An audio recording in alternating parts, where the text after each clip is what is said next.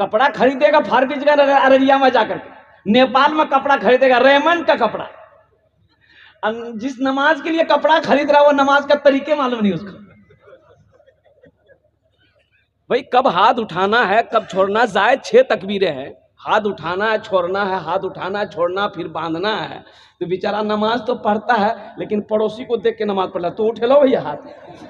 कितने नौजवानों को पता नहीं है, ईदैन की नमाज हम पढ़ते हैं, ईद उल फित्र की नमाज पढ़ते हैं, ईद उल अजहा की नमाज पढ़ते हैं, कब हाथ उठाना है कब बांधना है कब छोड़ना है उसको पते नहीं, लेकिन नमाज पढ़ता बेचारा मजबूरी। बहुत सारी कमियां हैं मेरे नौजवानों, मेरे बच्चों, दीन सीखो। अच्छा एक बात बताइए हमको, एक बात हमको बताइए, मदरसे ना हो मकतब ना हो, बच्चे आलिम ना बने, हाफिज ना बने, मुफ्ती ना बने, मुहद्दिस ना बने, तो आप जब मरिएगा तो जनाजा कौन पढ़ेगा? फिर वही होगा पाँव में रस्सी लगाएगा, ले जाके घसीट के कब्र में डाल देगा। अरे यही ना होगा भाई। भाई जब बनेंगे नहीं, तैयार नहीं होंगे, तो आप जब मरिएगा तो जनाजा कौन पढ़ाएगा? वकील साहब, इंजीनियर साहब, डॉक्टर साहब। अब इसी बच्चा, ये बच्चा 4-5 साल का हो गया, अब इस बच्चे को तालीम देना है, तो तालीम जो देना है तो कहां देना है? कॉन्वेंट में, इंग्लिश मीडियम स्कूल। बहुत सारे लोग चाहते हैं बोलो तोर बच्चा कहां पर है, जाओ बोलो हमारो बच्चा अररिया इंग्लिश मीडियम स्कूल में सीखे हो, 5,000 टका महीना खर्चा करें। हाँ, शौक से पढ़ाइए। देखिए हम मना नहीं कर रहे हैं कि अपने बच्चे को इंग्लिश मत पढ़ाइए, हम ये कहते हैं कि मेरा बच्चा इंग्लिश भी पढ़ेगा, हिंदी भी पढ़ेगा, संस्कृत भी पढ़ेगा, ज्योग्राफी भी पढ़ेगा, बंगला भी पढ़ेगा, मराठा भी पढ़ेगा, पंजाबी भी पढ़ेगा, मेरा बच्चा दुनिया का हर भाषा पढ़ेगा। लेकिन मैं चाहता हूं कि मेरा बच्चा दुनिया का हर भाषा से पहले जो पढ़ेगा वो अल्लाह का कुरान पढ़ेगा, अल्लाह का कुरान पढ़ेगा।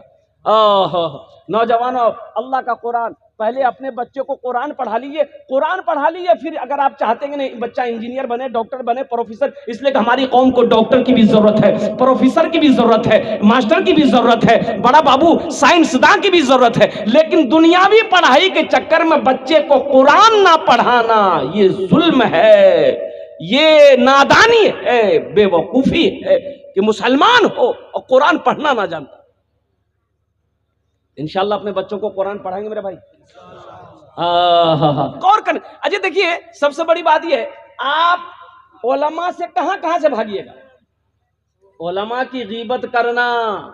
एक बात याद रखिएगा, मौलाना रशीद अहमद गंगोई रहमतुल्लाह अलैह फरमाते हैं कि जिसने किसी आलिम की गीबत की, गीबत चुगली जानते हैं ना, गीबत की, उसको मौत के वक्त में कलमा नसीब नहीं होगा।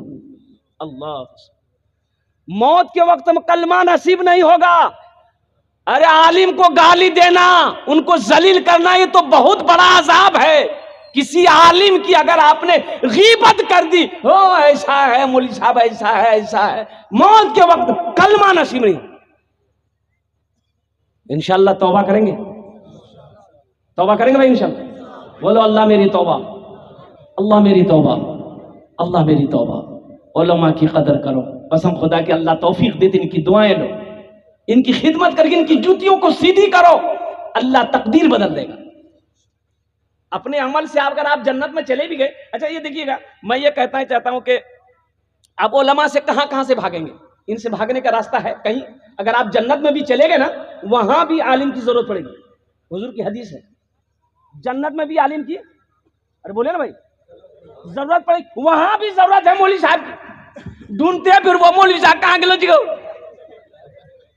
तो दुनिया में तो गीबत करते रहे मौलवी साहब का, अब जन्नत में कहां ढूंढ रहे हैं?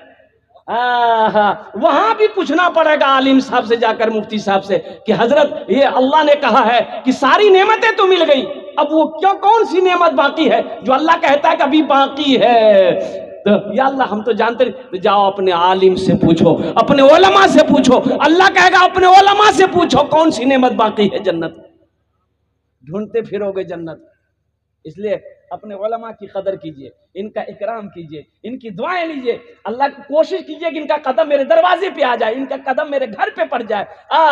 आलिम का कदम घर पे पड़ गया, अल्लाह बरकत ही बरकत अता फरमाए। यहाँ तो होता क्या है, दरवाजे में बैठा है घर वाला, देखे जो मौलवी साहब साइकिल लगा भेजे चंदा के लिए, सुर से घर घुसा, अपना बेटा को बोलेगा बेटा जो दरवाजा में जो पूछतो ना अब्बा कहाँ से, बोल दे खेत चलो जी।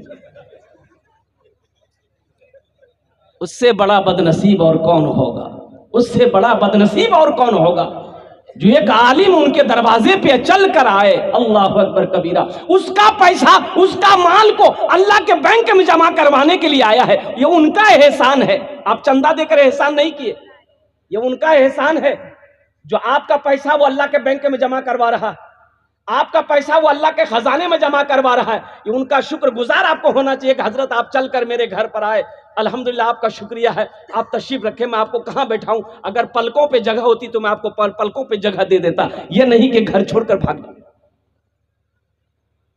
बच्चा पैदा हुआ घर के अंदर में, बच्चा पैदा हुआ, अब मैं बताता चाहता हूं कि उलमा से कहां से भागेंगे आप, उलमा की जरूरत कहां कहां है, मौलवी साहब की जरूरत कहां कहां है, कारी साहब की जरूरत कहां कहां, इमाम साहब की जरूरत कहां कहां। बच्चा पैदा हुआ, किसको अब क्या कीजिएगा, बोलिए ना भाई, हजरत इन लोग पूछते हैं ना, किसको बुलाइएगा, अरे बोलिए ना भाई, किसको बुलाइएगा, काहे बुलाइएगा मौलवी साहब को, काहे आप नहीं दे सकते हैं, बच्चा पैदा आपका हुआ, आजान मौलवी साहब देगा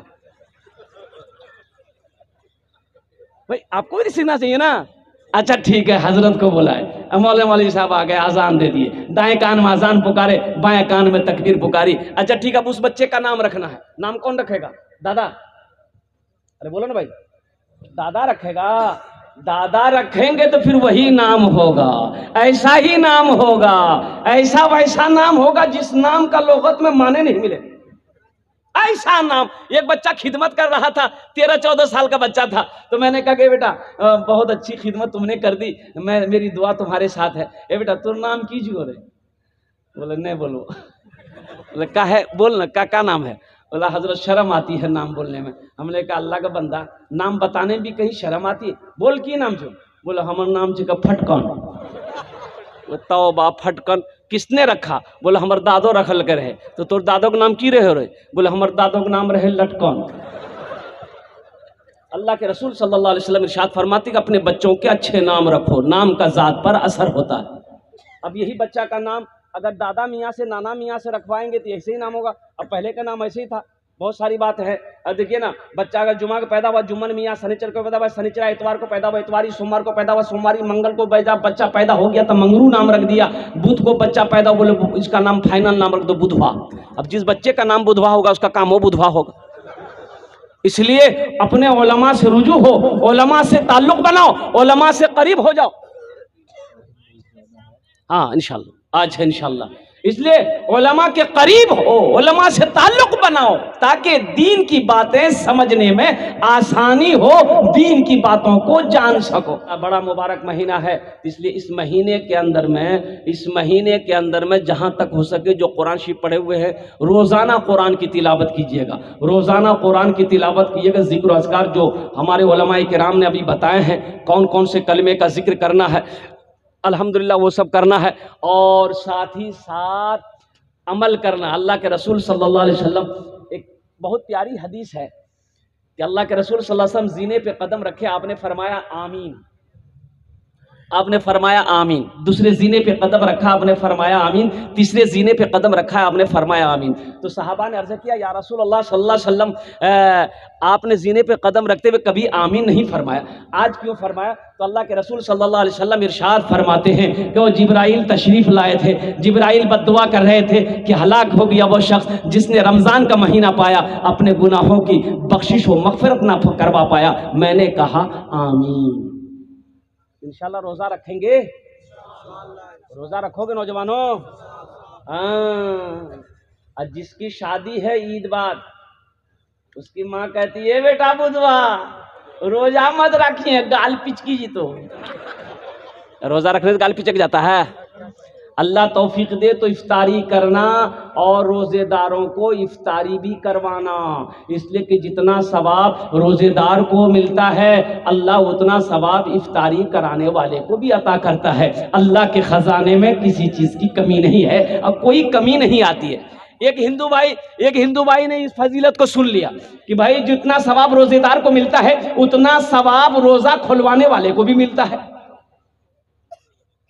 अब उन लोगों की बात मत कीजिएगा, साइंसदान सियासतदान लोग जितने हैं, ये अपने क्या कहते हैं कि नीतीश कुमार हुए, लालू यादव हुए, उन लोगों की रमजान इफ्तारी अखबार में लिखता है नीतीश कुमार को लालू यादव ने रोजा खुलवाया।